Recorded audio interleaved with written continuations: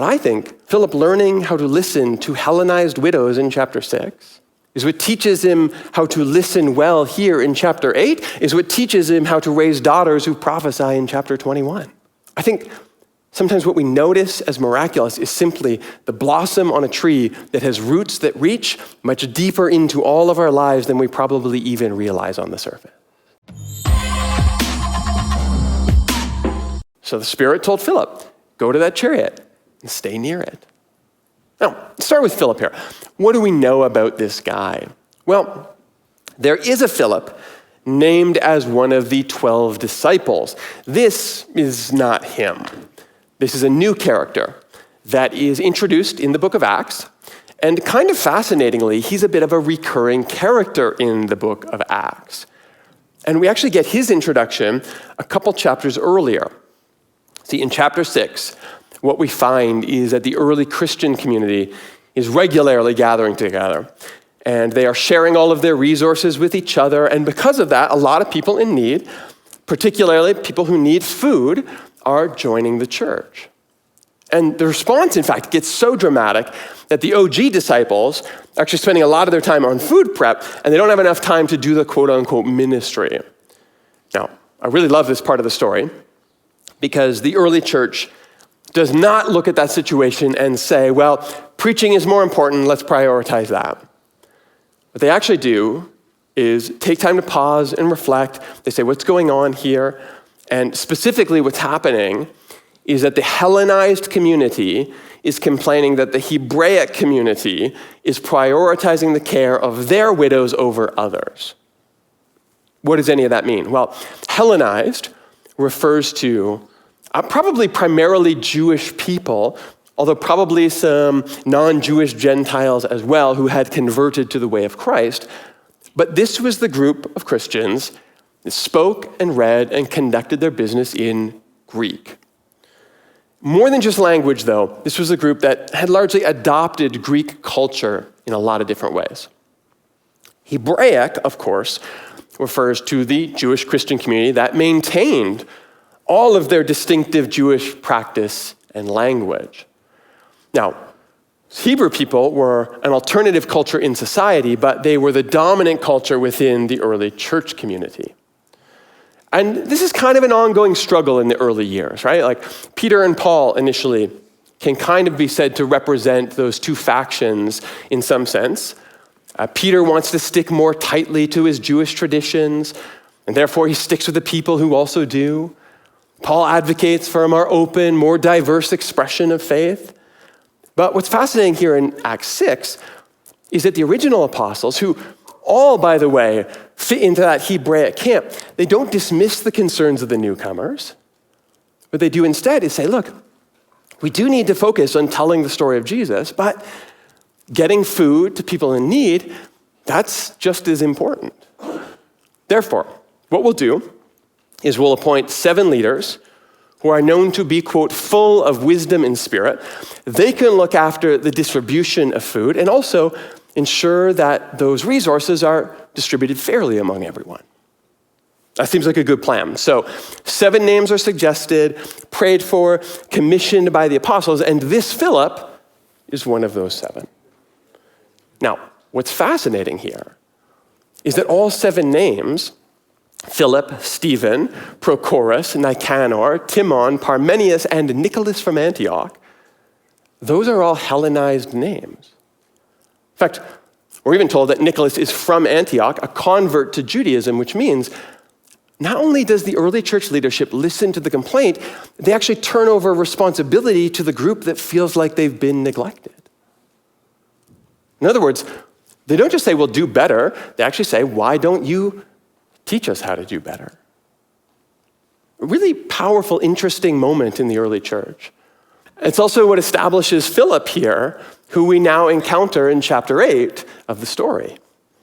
And what do we know about Philip so far? So we know he's wise. We know he's full of the Spirit. We know he's concerned for the forgotten. And we know he's very happy to make lunch behind the scenes. We know his role in the church is forged in a moment of cultural tension and a moment where the leadership of the church is shared amongst the community so that the overlooked can be given a voice. Interestingly, though, that's not all we know about Philip, because there's actually another appearance later in the book. This time, it's chapter 21. He pops up again. Now the text refers to him as Philip the evangelist, one of the seven. So this is years later. Philip has now settled down. He's no longer out there wandering desert roads and talking to traveling dignitaries. He's just a dad with a house and a family, and Paul comes to stay with him in Caesarea. However, even after all these years, he's still known as one of the seven who looked after making lunch for widows. And now he's picked up a new title, the evangelist, which is likely a reference to the story we're looking at in chapter 8. But this is the fascinating bit in chapter 21. We also found that Philip now has 4 unmarried daughters who all prophesy. So, you mean to tell me that this guy who shows up 3 times without any fanfare, then lives most of his life exclusively off the page in unwritten stories, builds a legacy that includes being one of the first leaders of the church, selected from outside the dominant culture, specifically to care for those who are being ignored, shares the gospel with an Ethiopian official, Ethiopia, by the way, which goes on to be the first kingdom in the world to officially adopt Christianity anywhere, and then raises 4 daughters in the first century, I might add, who all decide, look, we don't need any men. We got better things to do with our time, things like declaring the goodness of God. Philip is kind of a boss. Still, why are we going through all this just to read a story in chapter 8? Well, I think if we're going to read a story about serendipity, we have to understand something about the characters that intersect. I think a story that is, at least on its surface, could feel like nothing but an odd or even miraculous coincidence is actually a story that is designed very much for Philip. See, in Acts 8, we read that an angel of the Lord said to Philip, go south to the road, the desert road, the road that goes down from Jerusalem to Gaza. That's an odd introductory line. First of all, an angel of the Lord said to Philip. That feels kind of nonchalant for an angelic appearance, am I right? Like angels appearing in Scripture generally comes with at least a little bit of fanfare. Here it's just angels talking to Philip one day and tells him to go that way. And part of what could be going on here is that we're reading too much into the text. Angelos is the word for angel here. That's also just the normal word for messenger, message in Greek. And we've left out a little bit of context in the translation here that shifts how we might hear this. Because this messenger doesn't just say, go south on the desert road, the way it's translated in the NIV. What the messenger actually says is, get up and go south on the desert road. Which might mean, as the scholar F.F. Bruce suggests, angelos is being used here interchangeably with the Spirit of God. And perhaps the story is less about Philip meeting an angel and more like Philip getting a sense of where he should go next from the Spirit in a dream. Get up and go that way. Now, does that make the story any less miraculous? I don't think so. But I do think it means that the story starts to line up quite nicely with what we already know about Philip from chapter 6. Namely, he is full of wisdom and he's full of the Spirit. The story doesn't start with just someone randomly being told where to go. The story starts with someone who we know is listening for God, we know is looking for ways to serve, and now is willing to trust when he gets a sense of where that might lead. Which is interesting because then we're told, Philip is told to go south on the desert road to Gaza. Now, this Gaza is a little different from the one that we know today. Gaza was originally an ancient Philistine city, and it had been destroyed before this and rebuilt. And so this would have been near the coast, away from the major population center of Jerusalem. It was sort of a gateway between North Africa and the Mediterranean. Part of what's interesting about that, though, is that what the NIV has translated, the desert road to Gaza, is somewhat ambiguous. The word itself can mean desert, or it can mean wilderness, but it can also mean a desolate place. And while the NIV thinks it refers to the road itself, the King James, for example, thinks it refers to the destination itself, which could mean that then the reference is actually to the older, more ancient, now abandoned city that was once called Gaza. Now, again, from what we know of Philip, a guy who comes from outside the dominant culture of early Christianity, someone who's chosen to advocate for those on the margins, someone who would later go on to raise 4 women who certainly challenged their boundaries. That kind of man, full of wisdom and spirit, listening and looking for ways to serve, to wake up and imagine that perhaps he should head toward an old abandoned husk of a city on the outskirts of the area, a transition point between his culture and another. Again, it starts to feel maybe a little less random than it did when we opened. And here, lo and behold, on the road he meets an Ethiopian. He's identified with a group that was excluded from temple worship. He's identified as Ethiopian, not Jewish by descent. And yet Philip encounters him, having traveled to Jerusalem to worship, now reading the prophet Isaiah. And Philip decides he's going to go over and just listen. Again, knowing a bit of Philip's story, I think this is significant. In the story, Philip is presented not as a prophet with a word from the Lord and not a messenger like an angelos. Honestly, he just seems like someone open to an unexpected encounter, someone willing to wait to see where that encounter might lead him. Again, think about the whole story. There's no promised outcome. There's no real agenda. There's just a prompting to head toward the margins. He does, and here he is. He comes across a stranger, someone who's already on their journey, literally and spiritually.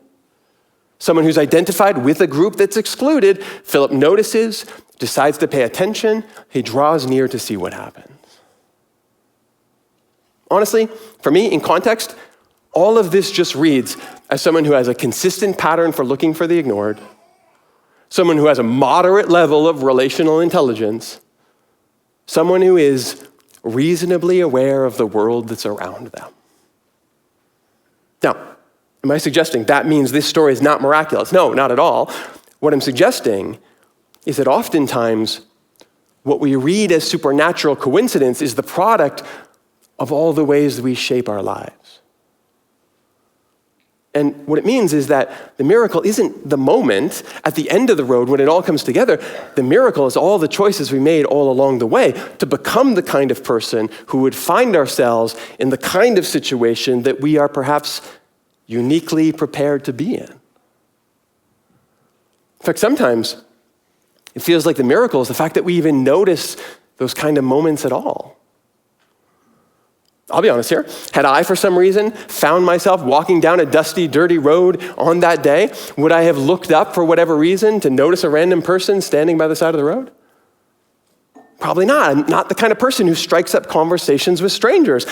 It's just not how I've shaped my story. But my point is, our concept of the miraculous is sometimes so focused on the moment of surprise, it's too small to properly hold all the ways that we, like Philip, are being shaped, guided, held at every moment of our journey so that we can even become aware of the moments in front of us when they arrive. It's an incredible story that Philip is here to recognize it. And what happens? Well, we can pick up the story in verse 30. Philip comes near to the Ethiopian. He hears him reading Isaiah, and he asks him, "Do you understand what you're reading?" And the man said, "Well, how can I? Unless someone explains it." So he invites Philip to come and sit with him. And again, I love this moment in the story. For me, it kind of affirms this way I'm reading it. Philip doesn't force a conversation. He doesn't try to make it happen. He doesn't show up and say, "Hey, God told me to talk to you, so you better listen." He's just the right guy in the right place to ask the right question. And then it's the traveler that extends an invitation to chat. There's something so disarming about this story when we let it breathe. It feels miraculous, but not in a God broke the rules kind of way. The miracle is the fact that any of us ever find our own people kind of way. And so the narrator fills in some details here. He says, the passage of scripture the eunuch was reading was this one. He was led like a sheep to the slaughter. And as a lamb before the shearer is silent, so he did not open his mouth. In his humiliation, he was deprived of justice. Who can speak of his descendants? For his life was taken from the earth. And so the Ethiopian asked Philip, tell me, please, who's the prophet talking about here? Is it himself or someone else? And Philip began with that very passage to tell him about the good news of Jesus. Again, notice here, Philip has no agenda of his own. He's just very happy to start with wherever the traveler's questions guide him in the conversation. And even the traveler then suggests, look, there's some water. Why don't I get baptized? I'm convinced the miracle isn't that Philip finds himself on the road. That's a product of his story. The miracle is that Philip has been shaped through all of his experience, through all of his life, to be the kind of person that can be the kind of friend this man needs here in this moment. And look, I get it. When it all comes together, and the threads connect and we see how it flows, that's when it feels like the story has reached a satisfying conclusion. That's when it seems like a miracle. But I think Philip learning how to listen to Hellenized widows in chapter 6 is what teaches him how to listen well here in chapter 8, is what teaches him how to raise daughters who prophesy in chapter 21. I think sometimes what we notice as miraculous is simply the blossom on a tree that has roots that reach much deeper into all of our lives than we probably even realize on the surface. And I want to suggest it's only in acknowledging that all the stories, all the connections, all the experiences that have made us us, that's when the miraculous starts to feel tangible in our lives. Because sometimes the most important miracle isn't the one you can't explain, it's the one that explains so much of your story back to you. This is why I'm here. And sometimes those stories need to be told in us in ways that help us recognize how special they are.